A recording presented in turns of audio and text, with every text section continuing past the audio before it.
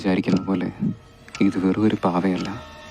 ഈ പാവയെ ചുറ്റിപ്പറ്റി ഒട്ടനേകം കെട്ടുകഥകളുണ്ട്. 50 വർഷം മുമ്പ് റോബർട്ട്സൺ എന്ന വ്യക്തി തൻ്റെ ഉയർച്ചയ്ക്കായി ഒരു കറുത്ത ശക്തിയെ വിളിച്ചു വരുത്തുന്നു. ആ കറുത്ത ശക്തി ആവശ്യപ്പെട്ടത് തൻ്റെ 3 മക്കളുടെ ജീവനായിരുന്നു.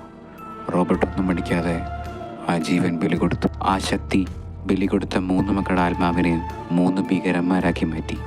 ചോമ്പൻ, നീലൻ, നാഗൻ. അവരുടെ പിതാവായ റോബർട്ട്സണെ ദാരുണമായി ആ ശക്തി കൊന്നുകളഞ്ഞു.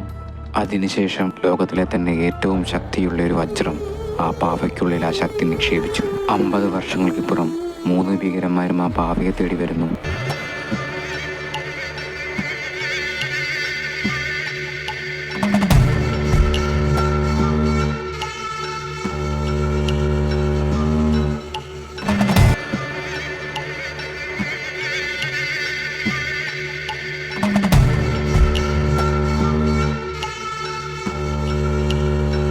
പാവയ്ക്കായുള്ള യുദ്ധം ഇവിടെ തുടങ്ങിക്കഴിഞ്ഞു.